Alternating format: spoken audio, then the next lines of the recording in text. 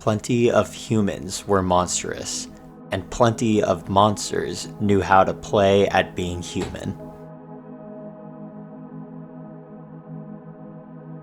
Vicious is a book that was written by V.E.Schwab, published in 2013. This is my short retrospective on the history of the two main characters. P.S. This is not a review of the book, but if you have read it, I would love to hear what you have to think in the comments. Vicious follows two primary characters, Eli Cardale and Victor Vale, two college seniors and friends/roommates, prepping for their senior thesis. Eli Cardale chose the topic of EOs, or extraordinaries, individuals who are more urban legend than anything else. EOs can only be explained as people who have somehow gained supernatural abilities. Eli chooses to prove their existence via his thesis, and Victor, feeling a hard-to-describe jealousy towards his friend for choosing a topic more zealous than his own, seeks to help with this thesis so that he can take some of Eli's fire and claim it as his own. Deep into research, Eli finds a common thread between EO sightings, in that all of these people have experienced something traumatic, something that causes a brain to react in fight or flight, a near-death experience. Victor, once again, wanting to be part of the study and steal some of Eli's glory, and to see how far he can push Eli, suggests that they do this themselves. After a long time of convincing, Eli eventually gives way, and Victor, after drinking copious amounts of alcohol, purposefully overdoses on painkillers. Victor wakes up.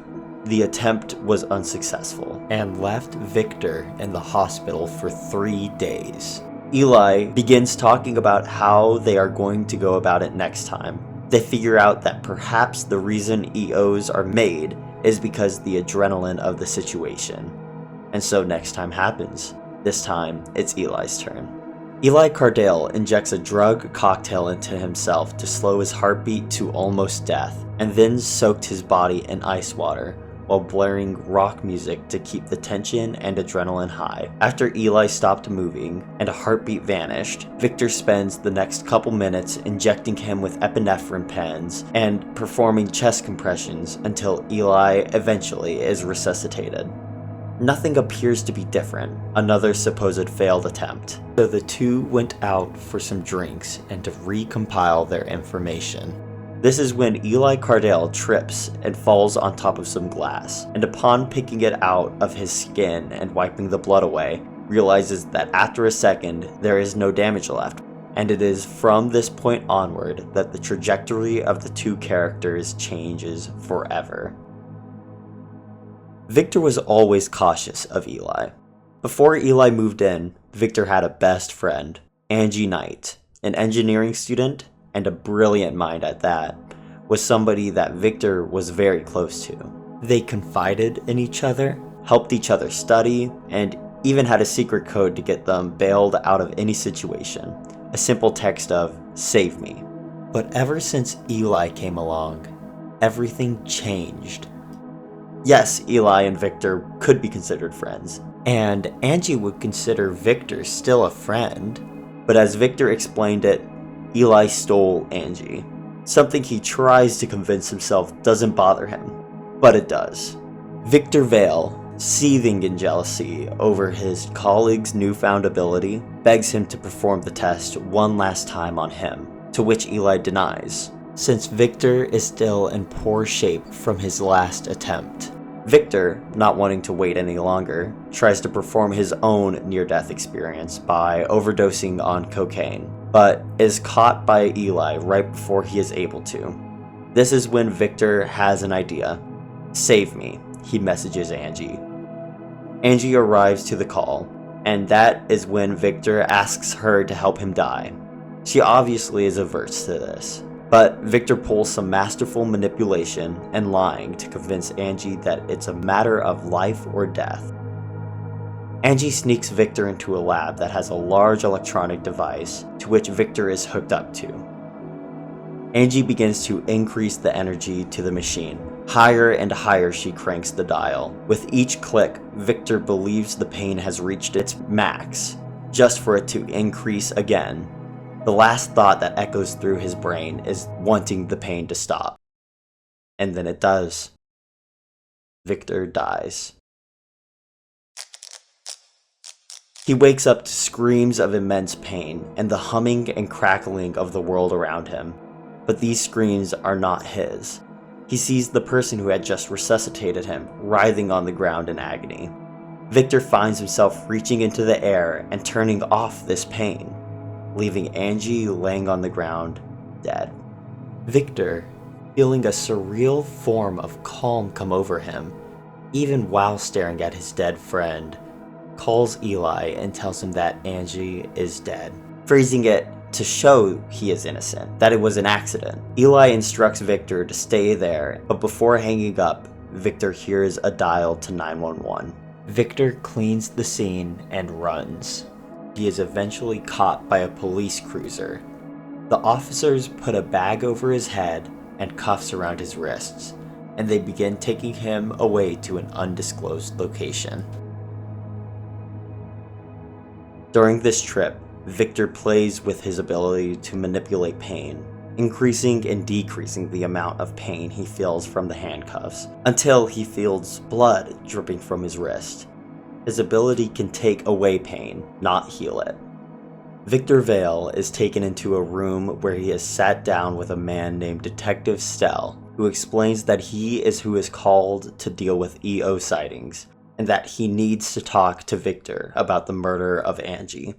Victor feigns innocence and tells Stell that Eli has gone crazy over his study of EOs, that Eli has become paranoid and started seeing them everywhere. This is enough to temporarily delay Stell, saying he will check with Eli, and Victor will stay in a cell for the night. Victor, now locked in his cell, and freshly brimming with rage and the feeling of betrayal, quickly makes a plan to get the keys from the guard as the air begins to hum and crackle around him. Eli has spent the last while carving deep lines into his skin with a knife, watching the flesh and skin heal over and over again, leaving no physical blemish. That's when he heard Victor's voice. Victor explains how he feels betrayed by Eli, telling him that it is just as much Eli's fault that Angie is dead. Before Eli can react, Victor pins him against the wall with a knife in his stomach, where Victor begins to explain an observation he made, that Eli can only heal after the blade is removed, and with that, the air begins to crackle and hum as the pain intensifies, Eli doubling over in pain. Eli reaches for his gun. Yes, he has a gun, but I didn't have time to explain why he got it, sorry, and shoots Victor 3 times in the chest. Victor doesn't feel the pain, but that doesn't stop the bleeding. Victor passes out and is eventually apprehended by the police. You might think this is the end of the story, but this is just the prologue. Up until this point, it might be cut and dry. Eli is the good guy, the hero, and Victor is the villain, driven by jealousy. That couldn't be farther from the truth. This is not a story of villains versus heroes. It's a story of a villain versus a villain. Something I didn't mention earlier is throughout the duo's time knowing each other, Victor, our protagonist, always explains this power behind Eli's eyes, this energy that only crackles at the rarest of times, but it is still there, revealing itself when Eli lets down his inner walls, letting this vigor and zeal inside of him shine through. This fascinates Victor, the fact that somebody who appears to be perfect on the outside might potentially be corrupt on the inside, and this is the main source of the poking and prodding done by Victor, to see how much of that dark side he can bring out. And Eli's dark side, sure enough, is brought out after this encounter with his former friend. Eli spirals. Eli realizes that with his near-death experience, he begins to feel off, like part of himself is missing, and part of his friend was missing, a key emotion that left him when he was resuscitated by Victor. Eli is a Christian, and hence believes in the existence of souls, and with someone's passing, he believes these souls go on to the afterlife. In his ideology, Eli begins to believe that EOs are something unnatural, a defiance towards God, and since to become an EO, you must first die. He believes that the soul leaves the body, while the body lives on. But not Eli. This logic must not apply to him, Eli thinks, as he lays on the floor, carving up his flesh, one slash at a time, deeper and deeper, until he spots bone. Slash across his wrist, over and over again, a cut that should kill him, but it doesn't. Over and over again, his skin replenishes, leaving zero imperfections. There Eli is sitting, in a pool of his own blood, where he decides that God must have given him this power to be an arbiter of justice, that his power makes him perfect, unkillable. So it is his calling to put a stop to the abominations of nature, the EOs. The rest of this book I will leave for you all to read, which I highly recommend, but let's break down some key things I find fascinating. This book is such an interesting interpretation of protagonist versus antagonist. Victor, while he is the protagonist, is not a good guy. This is stated throughout the rest of the book. While in typical media, the protagonist is a good person who has a goal to help better others, or even at the bare minimum, better themselves, Victor only wants one thing: to make Eli hurt. The rest of the book is Victor hunting down Eli just to savor in the pain that he will bring upon him. And Eli, somebody who we really want to believe is a good person at the beginning of the book, falls down this deep rabbit hole of self-righteousness. He is our antagonist. By definition, a protagonist is the central character in a story, movie, or a play, driving the action and plot forward. But that character does not have to be the good guy. I am such a big fan of this style. The fact that our two main characters are bad people, one with the goal of killing EOs in the name of God, the arbiter of justice, and the others, whose one goal is to make the others suffer. How far would you go for revenge? That's what this story attempts to tackle with the two main characters. Eli, believing that Victor is locked away for life, goes about his quote-unquote crusade, hunting down EOs, killing them without a thought, because he views them as something not even human anymore. Victor could not care less about this. He doesn't care about Eli's motives, only that he wants him to suffer. The story follows Victor following this trail of blood and bodies left behind from Eli. He has no plans for his life aside from killing Eli. This man is so consumed by anger and the want for revenge that he is hunting down his former friend to try and see if he can kill him. He revels in the fact that even if he can't kill Eli, he can at least make him hurt so hard he will never forget it. This book is about hatred. There is another plot that helps push things along, aside from 3 other characters. But if you take all that away, you have 2 bad people. One person who believes that they are bettering humanity by killing people who he believes are no longer human, and another who despises the other, who only wants that person to suffer. And that is something that's fascinating to me. It is so bold to write a book where the characters are just not good people.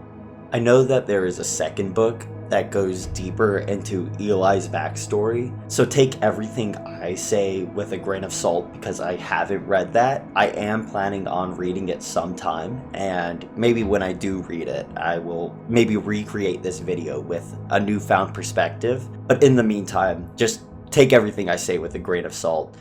I also want to point out that I am very much simplifying things. This is a very brief summary of the history of the 2 main characters. And if you've read the book and you are listening to this and think, that's not quite right, you're right. It's probably because I just scrunched it up together. But this book is superb. I personally loved it. I can understand why some people are adverse to it, but for me, this book scratched an itch that I was craving. Just the inner monologue of a bad person versus a bad person is one of my favorite things in the world. A quote that I want to bring up is, "But these words people threw around, humans, monsters, heroes, villains. To Victor, it was all just a matter of semantics. Someone could call themselves a hero and still walk around killing dozens. Someone else could be labeled a villain for trying to stop them. Plenty of humans were monstrous, and plenty of monsters knew how to play at being human." That is such a phenomenal representation of this book. Eli is a villain. Eli is killing people on this crusade. He is justifying it in his own mind, but it is far from a good thing to do. Victor is intrigued by the fact that he is hunting down his former friend to make him suffer. To quote the book, he says, "If Eli really was a hero, and Victor meant to stop him, did that make him a villain?" He took a long sip of his drink, tipped his head back against the couch, and decided he could live with that. Eli is doing bad things. Victor is doing bad things. But that's not going to stop Victor or dissuade him. He has his mind set on a goal, and he is going to achieve that goal. He is going to make Eli suffer. In the book, he is a smart person. He's in college in his senior year. He has his life ahead of him. So it's like he could easily go and do anything he wanted with his life. But it's this jealousy and rage and hatred that he has in his heart that he decides to follow. That's just interesting. That's just a really interesting perspective that you don't always see in media. Anyways, that is my short little summary on the history of both Eli and Victor. I personally love this book. If you have any questions about it, feel free to put them in the comments below and I'll respond to them. But thank you so much for watching or listening or whatever you did to consume this media. Have a good one. Bye.